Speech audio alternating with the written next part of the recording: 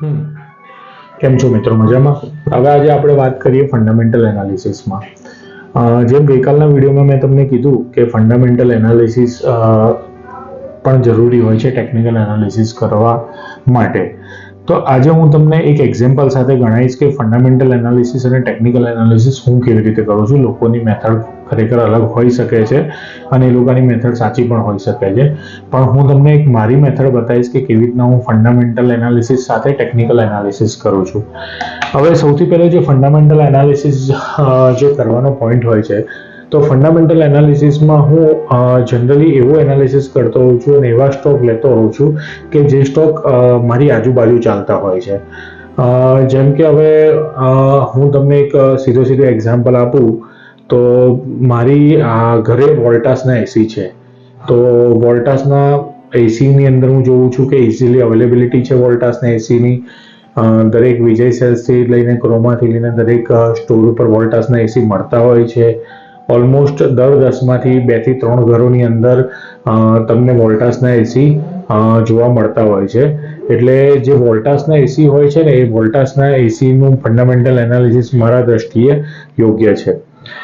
બીજું તમે જુઓ તો તમને વાયર શેના મળે છે? તો વાયર તમને હેવેલ્સના મળતા હોય છે. તમે પંખો જુઓ તો રેડિકો પેટાર્નના પંખા હોય છે. પછી ડોમિનોઝ, જ્યુબિલન્ટ ફૂડવર્ક, પછી બાટાના શૂઝ, પછી રિલાયન્સ ઇન્ડસ્ટ્રીમાં તો તમે અત્યારે મુકેશ અંબાણીને, રાધિકા અંબાણીને એ બધાની ઓલો જે કહેવાય ડોટરને પિરામલ એન્ટરપ્રાઇઝ, રાધિકા મર્ચન્ટના ફાધર, તો અદાણી એન્ટરપ્રાઇઝ, આપણે અત્યારે અમારે ત્યાં ગેસ અદાણીનું આવે છે અમદાવાદની અંદર, પછી ઇલેક્ટ્રિસિટી ટોરેન્ટ પાવરની આવે છે. તો તમે જુઓ તો ફંડામેન્ટલ એનાલિસિસની દ્રષ્ટિએ હું તમને જોઉં તો આ એક પહેલા સ્ટોક સિલેક્શન માટે મારો એક આ ફંડામેન્ટલ એનાલિસિસ હોય છે કે હું એવા જ સ્ટોકને પસંદ કરું છું જે મારી સરાઉન્ડિંગમાં હોય. હવે જનરલી ઘણા બધા લોકો એવું કહી શકે કે જે મેં નામ લીધા એ બધા લાર્જ કેપ શેર્સ છે, પણ હું જનરલી છે ને લાર્જ કેપ શેર્સમાં એટલા માટે પસંદ કરતો હોઉં છું ટ્રેડિંગ કરવાનું, કારણ કે જો લાર્જ કેપ શેર બહુ વધતા નથી તો બહુ ઘટતા પણ નથી. મારો બેઝિકલી ફંડા એવો હોય છે કે મને લોસ ઓછો જાય, ભલે મને પ્રોફિટ માપમાં થાય, ભલે મારા મલ્ટીબેગર શેર્સ ના હોય, ભલે એવું થઈ જાય કે મારો શેર એક વર્ષમાં 25, 30 ગણું રિટર્ન નથી આપતો, જેમ કે રુચિ સોયાએ આપ્યું હતું. કેવા ઘણા બધા સ્ટોક છે કે જે ₹2 ઉઠીને ₹200 થઈ ગયા એક વર્ષની અંદર. નો ડાઉટ અફસોસ તો મને થાય, હું હ્યુમન બિંગ છું, મને ડેફિનેટલી અફસોસ થાય કે અરે યાર હું ₹2 સ્ટોકમાં હોઉં તો, પણ હું કોઈ એક્શન નથી લેતો મારા અફસોસની ઉપર.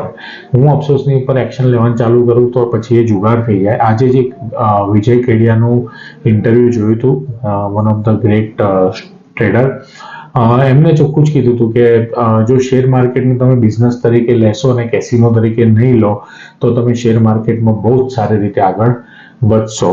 એક એનું એક કોટ હતું. તો હું પણ એ રસ્તા ઉપર જે આપણા વડવાઓ જે કહી શકાય કે જે સારા ટ્રેડર છે એના રસ્તા ઉપર પણ હું ચાલુ છું. તો હવે આપણે બેઝિક પાછા આવી જઈએ તો મારી જે સરાઉન્ડિંગમાં જેટલા પણ સ્ટોક ચાલતા હોય અને લિમિટેડ હોય અને સારા ચાલતા હોય તો એ સ્ટોક હું જોવાનું પસંદ કરું છું એઝ એ ફંડામેન્ટલ એનાલિસિસ. પછી ફંડામેન્ટલ પછી ટેકનિકલ એનાલિસિસ પણ હું જોઉં છું. અચ્છા, હવે આજે હું તમને એક એક્ઝામ્પલ સાથે સમજાવી દઉં કે હું એક સ્ટોકના નામ સાથે જ લઉં છું, રેકમેન્ડેશન નથી. તમે પોતે પણ તમારી રીતે દિમાગ લગાવીને કામ કરજો. એ સ્ટોકનું નામ છે જ્યુબિલન્ટ ફૂડ. હવે જ્યુબિલન્ટ ફૂડ એટલે ડોમિનોઝ. આ સરાઉન્ડિંગમાં તમે તમારા મેટ્રો સિટીની અંદર ડોમિનોઝના આઉટલેટ આજુબાજુમાં જોયા હશે, ફંક્શન કરતા જોયા હશે. એટલે મારો પહેલો ક્રાઇટેરિયા પૂરો થઈ ગયો કે મારી આજુબાજુમાં હું ડોમિનોઝનો જોઉં છું. હવે હું મારા પીસીની અંદર તમને લઈ જાઉં છું. મારા પીસીની અંદર મેં જ્યુબિલન્ટ ફૂડનું ફંડામેન્ટલ વર્ક કાઢ્યું છે. Just weight. ઓકે, તો હવે જ્યુબિલન્ટ ફૂડની અંદર તમે જુઓ કે એનું જે આ જે છે, જસ્ટ લુક એટ ધીસ. એને શું વંચાય મને નહીં ખબર, પણ હું કહી દઉં કે EBITDA એ continuously increasing for last 3 years. અચ્છા, હું અત્યારે એની વાત કરું કે આ EBITDA શું છે.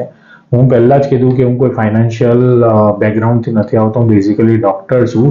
પણ મેં EBITDA વિશે મને એટલું ખબર છે કે નેટ ચોખ્ખો નફો, બધું કાઢ્યા પછીનો ગુજરાતી ભાષામાં કહેવાય એ ચોખ્ખો નફો, એ એનો જે ચોખ્ખો નફો છે એ છેલ્લા 3 વર્ષથી ઇન્ક્રીઝ કર્યો છે. તો મારા માટે જ્યુબિલન્ટ ફૂડમાં બીજી પણ ગ્રીન ટીક આવી ગઈ કે ચલો એનો ITDA એનો નફાદારી છે. હવે હું તમને એક બીજું લઈ જાઉં. આમની અંદર એક્ઝામ્પલ આપ્યું છે કે ITDA કેવી રીતના કાઢે છે. જો જસ્ટ એક્ઝામ્પલ છે કે ભાઈ એની ટોટલ ઇન્કમ આટલી, કોસ્ટ કાઢી, operating expense, selling, interest component, income tax, બધું કર્યા પછી જે નેટ ઇન્કમ બચી એ નેટ ઇન્કમ આટલી 2 લાખ સમથિંગ 2 કરોડ કે વોટ એવર એ છે. તો એનું જે છેલ્લે EBITDA એ છેલ્લા 3 વર્ષથી ઇન્ક્રીઝિંગ છે. એનો મતલબ કે દર વર્ષે ગ્રોથ કરી જ રહ્યું છે, એની નેટ ઇન્કમમાં વધારો છે.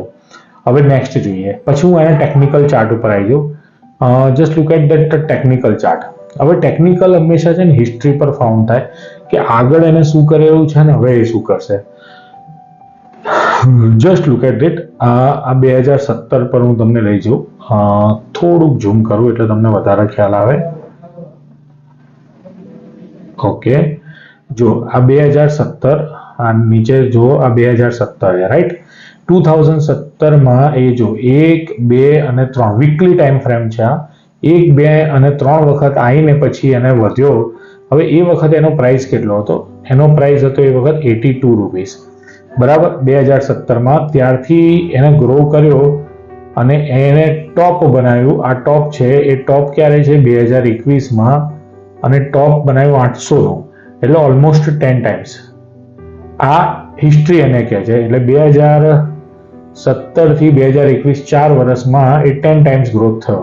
તો અત્યારે કરન્ટલી હાલના સિનારીમાં જો વીકલી ટાઈમ ફ્રેમમાં 1, 2 અને 3